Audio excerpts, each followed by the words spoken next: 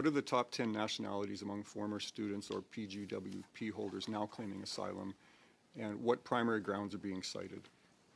Since January 2024, how many removal orders have been issued to former students or PGWP holders making asylum claims, and how many were stayed due to active claims or appeals by month? Canadians, have you ever stopped to think about how study permits and international students impact our communities? Housing prices are skyrocketing, rent is harder to afford, food banks are seeing more people in need, and jobs are becoming tougher to find. But could these issues be connected to study permits and the way our government handles immigration? And what about asylum claims? Are students and postgraduate work permit holders making claims that affect Canadians directly?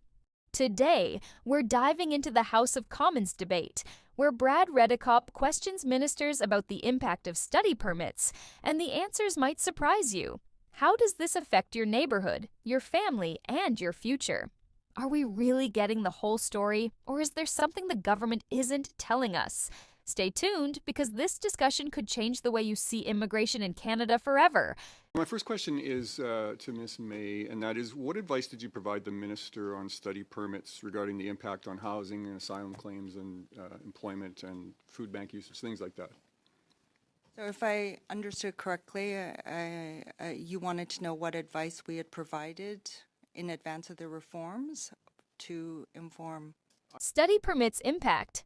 This question in the House of Commons focuses on how study permits affect daily life in Canada, including housing, asylum claims, jobs, and food bank use.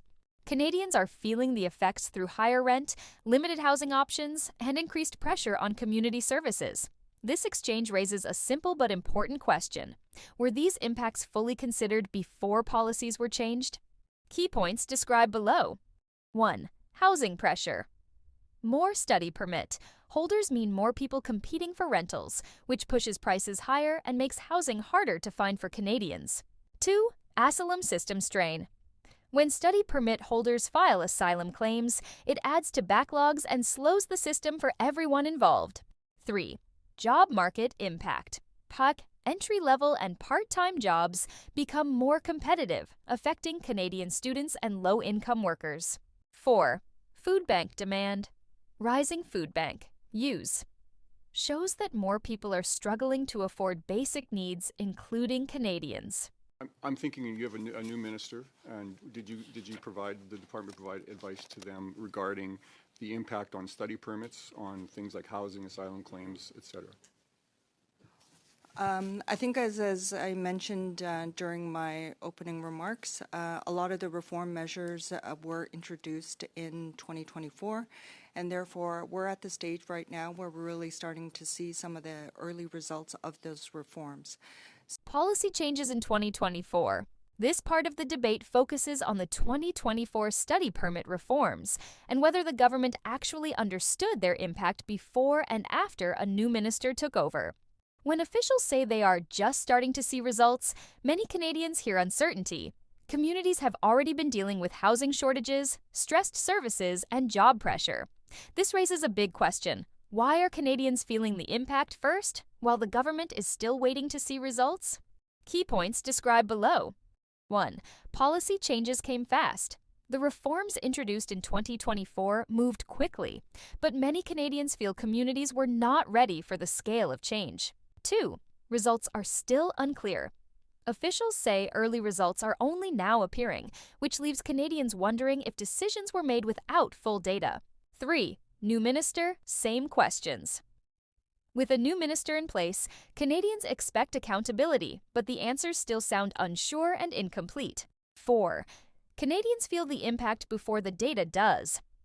While government tracks results, people are already paying more for rent, facing job competition, and seeing busier community services.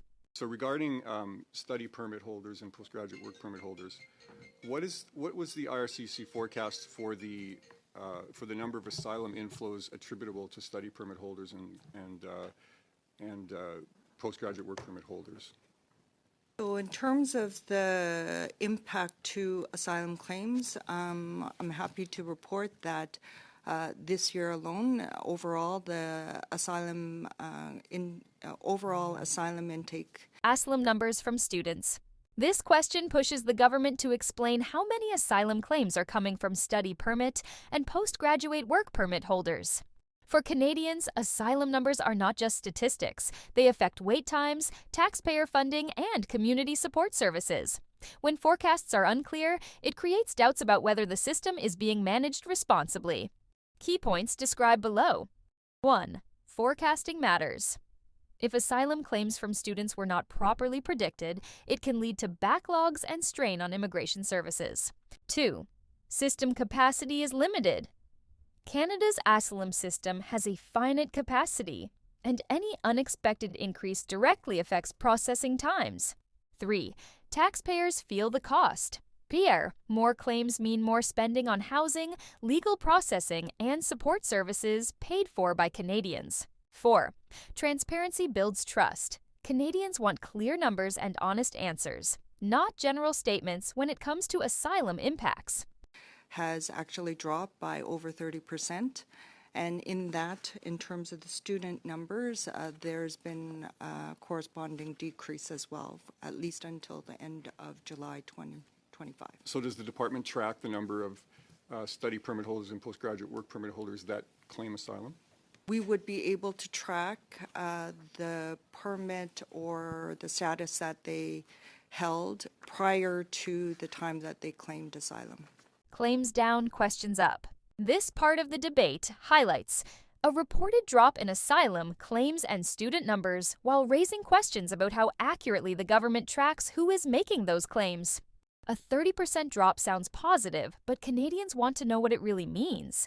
Does it relieve pressure on housing and services, or is it just a temporary shift? Without clear tracking, it's hard for communities to feel confident about the future. Key points described below. 1. Numbers need context. A drop in claims is meaningful only if it is consistent and accurately measured over time. 2. Tracking matters. Knowing the status of claimants helps policymakers understand where pressure comes from and how to manage it. 3. Community impact remains. Even with fewer claims, housing and services may still be under strain in many cities. 4. Data builds confidence. Clear, reliable data helps Canadians trust that policies are working as intended. Okay, could you table that information with the committee? The number of study permit holders or postgraduate work permit holders that claim asylum by, let's say, by year? For the last, By year? By the year Yeah, for the last 2 I years. believe that information. Data by year. In this part, Brad Redekopp asks for clear year-by-year numbers on how many study permit and postgraduate work permit holders are making asylum claims. For Canadians, this is about transparency and trust. Without yearly data, it is hard to understand trends or know whether pressure on housing and services is improving or getting worse. Key points described below. 1. Yearly data shows real impact. Breaking numbers down by year helps Canadians see whether asylum claims from students are increasing or declining. 2. Transparency builds trust. When the government shares clear data, Canadians can better trust that policies are being managed responsibly. I believe that information is, this is the precise data. So there were actually 40% less asylum claims made by students in July 2025. I'm looking for a number, though. Yeah, I'm giving the number of 1,586 compared to December 2024, 2,640. Student asylum numbers. This part highlights specific numbers 1,586. Students filed asylum claims in July 2025 compared to 2,640 in December 2024, showing a significant drop and raising questions about what this means for Canadians. Canadians want to know if this decline actually relieves pressure on housing, jobs, and community services. Numbers like these directly affect daily life and the resources available to local communities, making it important to understand the real impact. Key points described below. 1. Claims have dropped significantly. The decrease from 2,640 to 1,586 shows a change, but Canadians need context to understand if this is temporary or long-term. 2. Impact on housing and services.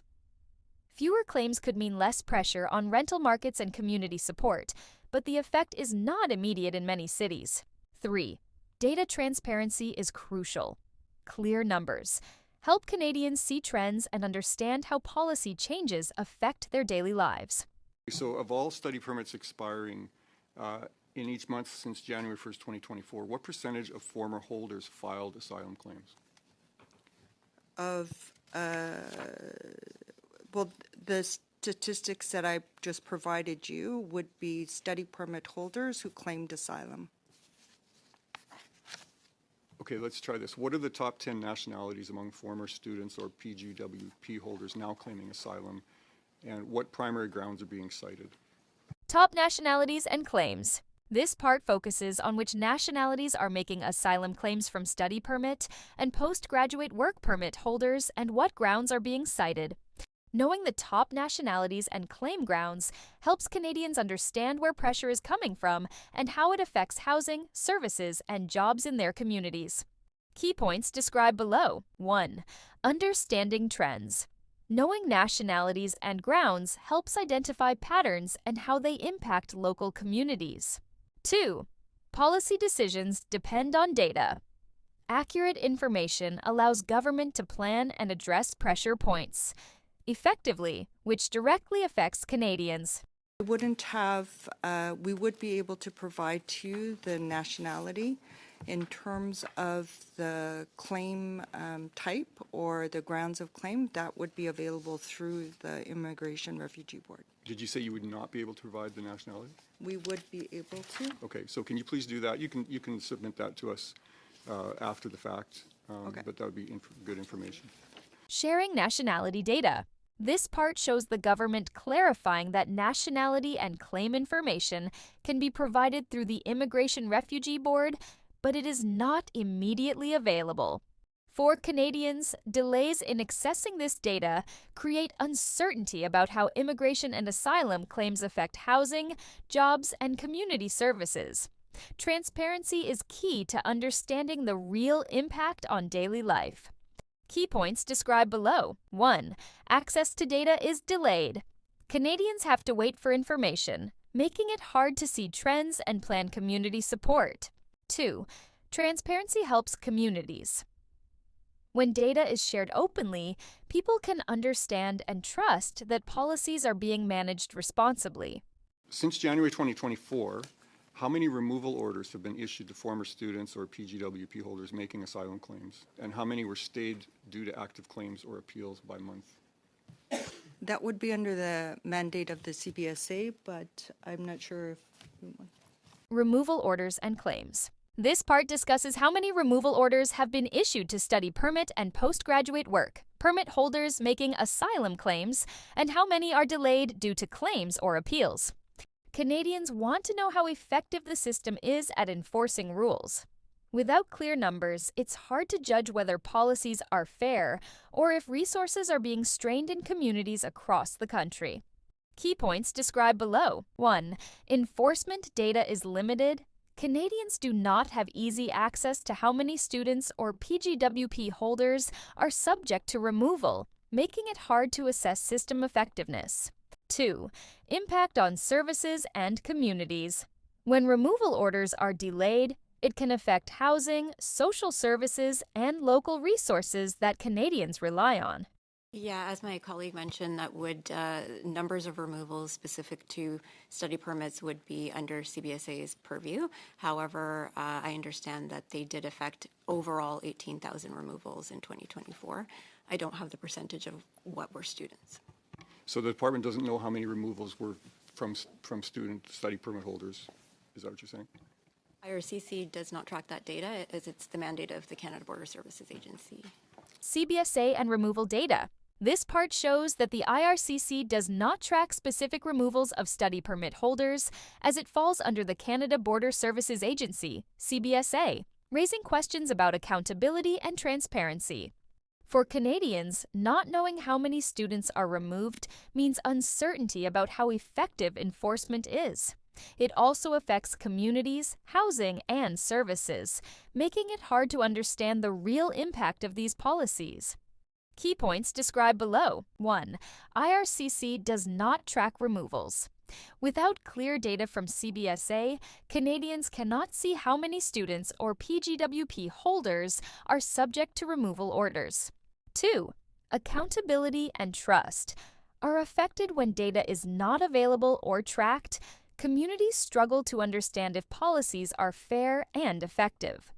How many work-eligible asylum claimants who are former students or PGWP holders obtain open work permits while claims are pending? Just to confirm, Madam Chair, PGWP is an open work permit, so I'm not sure if I would be answering the question that's being sought. Work permits while claims pending. This part discusses how many former students or PGWP holders obtain open work permits while their asylum claims are pending, and how this can impact the job market for Canadians. For Canadians, open work permits for claimants can affect entry-level jobs and local employment opportunities.